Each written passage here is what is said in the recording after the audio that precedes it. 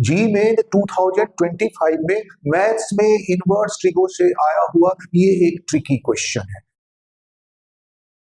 तो बेसिकली इस केस में क्या है कि तुम्हें डोमेन निकालना पड़ेगा और डोमेन को फिर गिवन डोमेन से कंपेयर करोगे तो अल्फा बीटा आ जाएगा और फिर 12 अल्फा बीटा की वैल्यू आ जाएगी।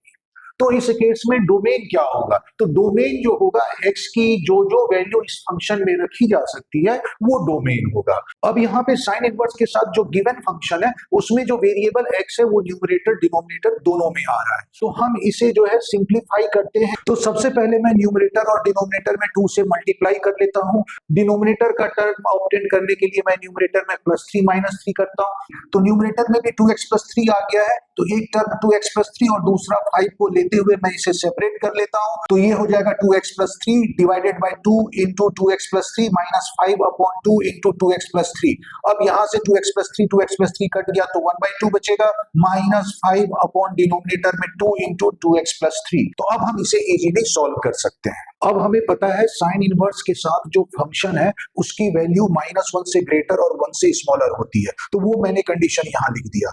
अब x - 1 अपॉन 2x + 3 को सिंप्लीफाई करके मैंने ये फॉर्म लाया है तो उसकी जगह पे मैंने ये फॉर्म लिख दिया। अब इसे हम सॉल्व करते हैं। तो मैं सबसे पहले 2 को सब में मल्टीप्लाई कर देता हूँ। तो लेफ्ट साइड में हो जाएगा -2, राइट साइड में हो जाएगा 2 और ये मिडिल फंक्शन जो होगा 2 मल्टीप्लाई करने पे ये आ जाएगा 1 - 5 अपॉन 2x + 3।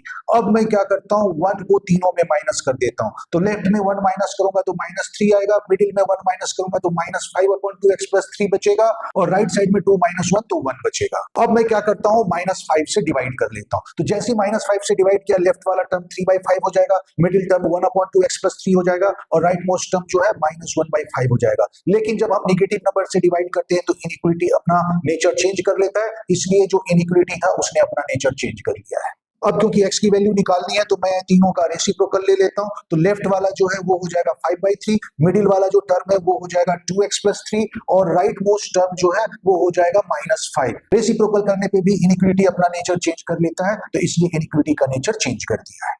अब मैं तीनों टर्म में 3 माइनस कर देता हूं। तो लेफ्ट वाला टर्म होगा -4/3, मिडिल टर्म हो जाएगा 2x और राइट मोस्ट टर्म हो जाएगा -8। और अब मैं तीनों टर्म को 2 से डिवाइड कर देता हूं। तो लेफ्ट वाला टर्म हो जाएगा -2/3, मिडिल टर्म हो जाएगा x और राइट मोस्ट टर्म हो जाएगा -4। तो इस तरह से मुझे x की कंडीशन मिल गई। तो x की जो वैल्यू होगी r माइनस इसके बीच के सारे नंबर, मतलब स्मॉलर ब्रैकेट के अंदर -4 से -2/3, ये इसका आंसर होगा। तो क्वेश्चन में जो डोमेन दे रखा था तो इससे कंपेयर करूं तो अल्फा की वैल्यू -4 आ रहा है और बीटा की वैल्यू -2/3 आ रहा है। तो इसलिए 12 अल्फा बीटा को सॉल्व करूंगा तो आंसर 32 आएगा।